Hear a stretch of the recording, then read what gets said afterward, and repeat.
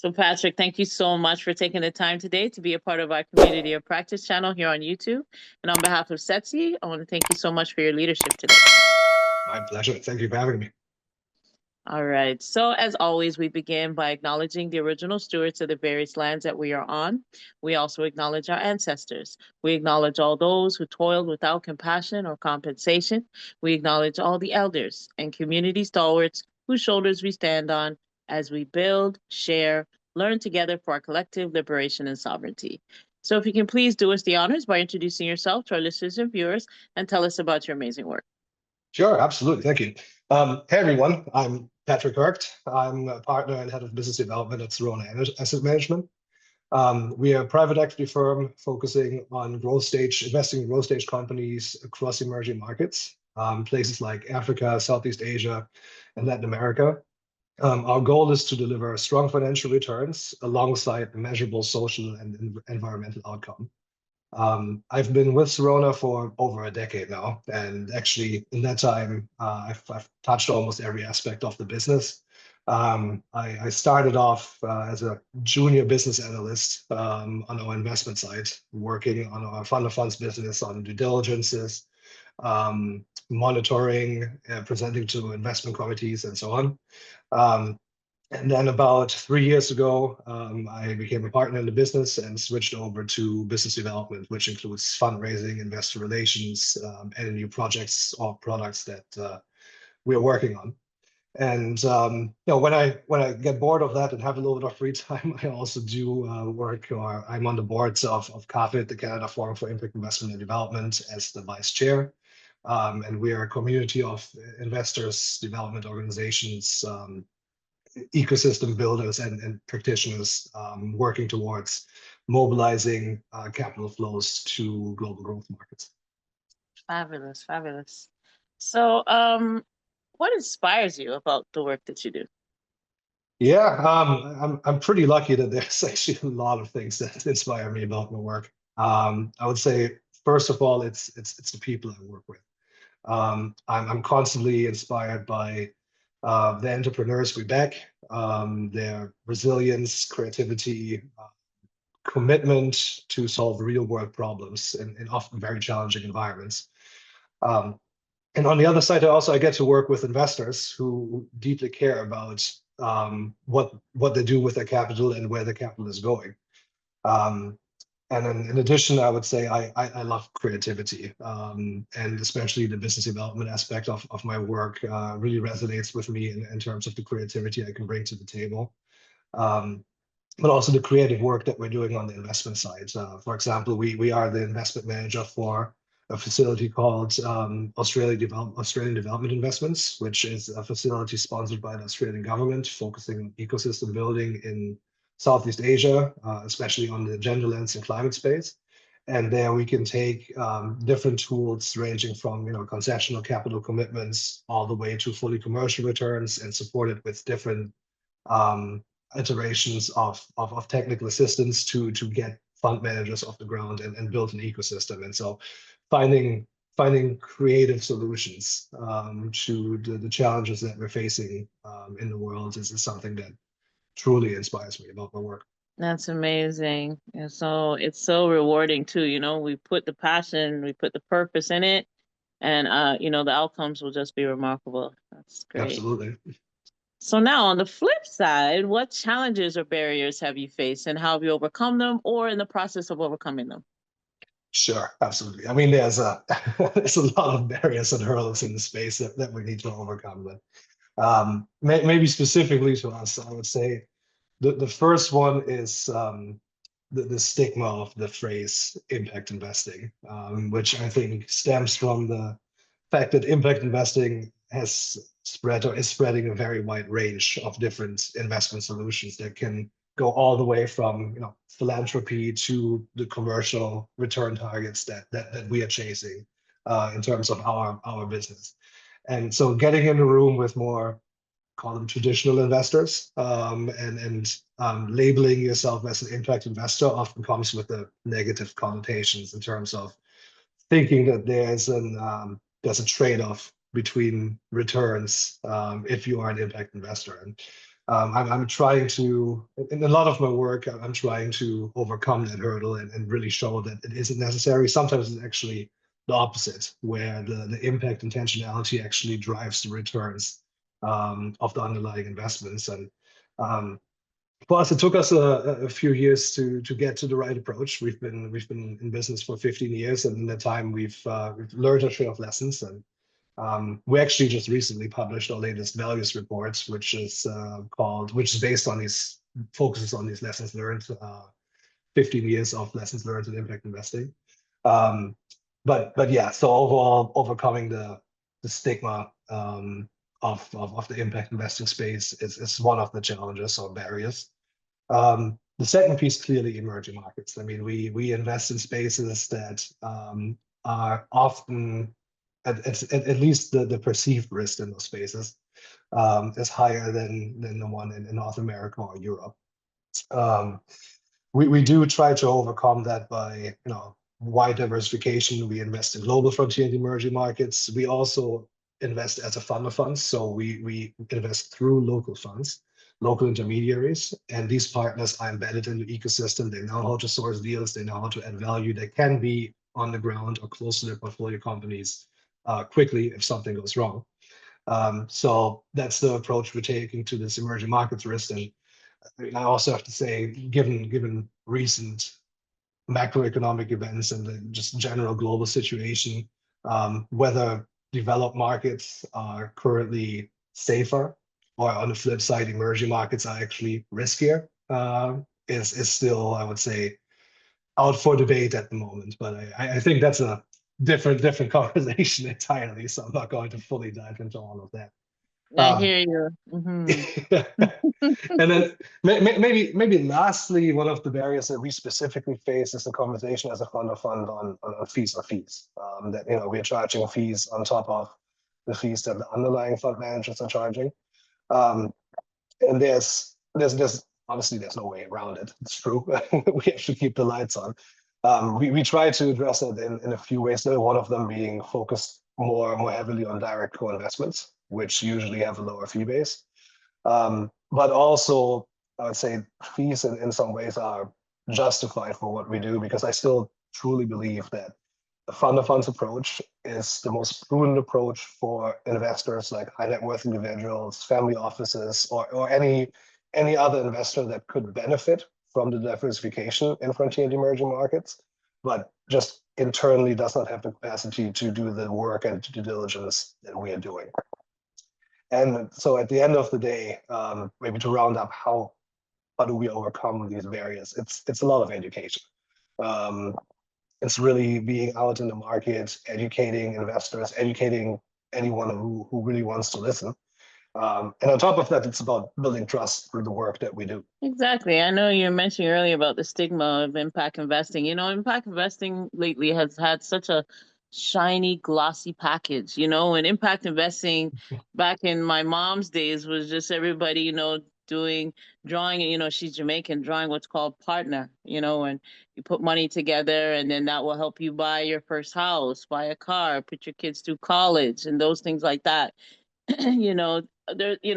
We have to get back to the grassroots of impact investing so that, these, like how you're saying, there's a stigma. We got to get rid of it, and get back to grassroots so that we understand why we're doing this. We're doing it for community, and also future generations are looking at us because they are the accountability generation. They want to know, what did you guys do, and what mess did you leave us with that we're going to have to clean up, So yeah, if we get back to just the grassroots of it, I think it'll be more authentic, if that's the right word to use. Yeah. And I would say also, if you look at it's interesting that you bring up this generational shift. I think it's going to be very much a driving force in this space, not just the impact investing space, but the general investing space. I think we're just at this weird in between time at the moment that will take a little bit of time to actually transition where impact investing in general is just going to make a lot more sense to the market in general. Right. That's it. So is there anything that you wanted to amplify right now? Any priorities, anything you're working on? Yeah, I mean, look, I'm the head of business development at Sarona, so business development is my main priority at the moment. Working on new investment products, new partnerships. And unfortunately, because this is a public channel, I can't really dive in detail into the products that we're working on because we are a regulated entity and there's a lot of marketing rules around that. If anyone listening is interested, please reach out. That's the only thing I can say here. Um, but beyond that, I would say a lot of our focus as a firm, but also my personal focus is on ecosystem building. Like I mentioned, the work that we're doing with the Australian government in Southeast Asia, um, the work that CAFIID is doing here in Canada, trying to elevate, I would say, Canada's voice in the global impact investing space. And it's an inspiring piece to me, talking about things that inspire me, but it's also, I think, a necessary piece to build the ecosystem. And I think Canada has made a lot of strides in the right direction. And that's, I think, why we're having all of these important conversations at the moment. Absolutely, absolutely. That's great. So let me ask you, how do you feel about the future of social impact? I would say hopeful, but I think we need to stay focused. What you brought up earlier is actually quite important. It's the output that actually matters. It's not just the intentionality. It's measuring what really is going to move the needle. Um, and so this whole there's a risk of, and I'm just maybe talking on the more on the impact investing side of things because that's the area where I play, but there's still a risk of it still being even watered down more past the stigma. Um, so we have to be clear about intentionality, but also about the outcomes. And maybe thinking a little bit about this wide spectrum of impact investing. Maybe it can benefit from a little bit of a segmentation into like different phrases for what it actually is along the scale to make it clearer to all market participants what's important. Um, so how do I feel about it? I think hopeful, but I also do think there's the work never ends, and I think we can always say that. That's it. The work never ends, you know. That's why I said it's so important to keep it grassroots because we can get into this big, facade, like, it's election time, everybody's, growing pink flowers and throwing, oh, this party's gonna do this and I'm gonna change and I'm gonna, yeah. Yeah, just cut the cheese. Let's get down to the grassroots. People are hungry. There's homes that need to be built, Right. let's roll up our sleeves and let's get it done, and that's Absolutely. that's really the bottom line. And that's where the collaboration comes in on what we're doing, because that's the key. That is the key to social change. You can't do it alone. We have an African proverb that, yeah, if you want to go fast, go alone, but if you want to go far, let's do it together. And that's how Exactly. it is, right? Okay, so if I was to ask you, what's your like ultimate goal and what does success look like to you? What would you say? Sure. Um, I think first step for us success would be moving meaningful capital to places where it can have real impact, and doing so without compromising performance. And I know I sound a little bit like a broken record there, but I really need to reinforce that message that it is important to us to show and to really demonstrate that there is no trade-off. There does not have to be a trade-off. It can be both. Um, and so in that way, it's about backing local businesses, creating jobs, improving lives, helping communities. That's how we came about. That's what we want to do, and that's what we're still doing. Um, but for us, I would say as Sarona, it's also about building a sustainable business. We've been around for 15 years. We are a sustainable business. I mean, knock on wood, but it's looking okay. But you frequently have to change and you have to adapt and you have to look at new ways to deploy capital. And so we do have some long-term goals as an organization. One of them is being able to offer an impact investment products in every asset class. And then an even longer term goal, that's to see impact investing in every portfolio. And there's a big piece of democratizing access to impact investing, because we're still facing quite a few hurdles going back to the regulatory issues in terms of bringing everyone into the work that we're doing. It's usually only reserved for wealthy people that already have large portfolios, and really not everyone is able to participate as meaningfully, at least in the business that we're doing. So we're hoping to change that in the longer term. But also, I mean, these are pretty ambitious goals, so it's clear that we cannot achieve them ourselves. So we're looking for strong partners in the space that we can work with to just in general advance the impact investing space forward. Very good. Very good. Wow. Well, Patrick, this has been very, very insightful, very impactful for sure. I hear the passion in your voice. I know, there's a lot of yellow, red, purple tape, but at the same time, at the end of the day, we have to, come together and see how, we make a sustainable models, like you said, making sure that impact investing is in everyone's portfolio and not just for tax receipts. This is really Exactly. doing it for change, or else next generations is going to be like, what'd you guys do? Like, you left us with so much mess, Awesome. So please give us your closing thoughts and calls to actions as we wrap up. Yeah, absolutely. And first of all, if you're new to the space and listening to any of this for the first time, I would say get involved. There's many ways, whether you're an investor, a student, someone working in government, philanthropy, your voice can make a difference. So do lead in and get involved. I would say if you're interested here in the Canadian space, check out CAFIID.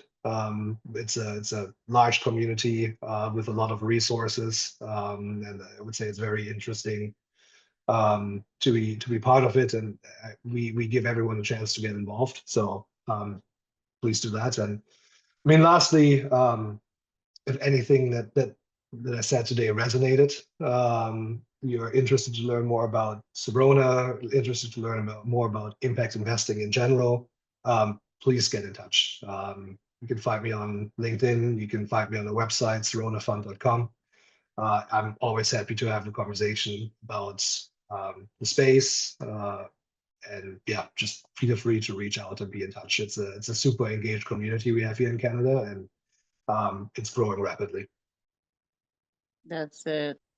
So thank you. Thank you so much, Patrick, for your time. Really, really enjoyed it. And we always do collab work anyway, so it's never a goodbye. It's a see you later, Exactly. So just to get more people on board so we can all come together. So once again, on behalf of SETC, I want to close the way that we began by acknowledging the original stewards of the various lands that we are on. We also acknowledge our ancestors. We acknowledge all those who toiled without compassion or compensation. We acknowledge all the elders and community stalwarts whose shoulders we stand on as we build, share, learn together for our collective liberation and sovereignty. So Patrick, thanks once again, and we'll definitely be linking up and be in touch. Awesome. Thank you so much. All right, have a good one. Take care. Bye-bye.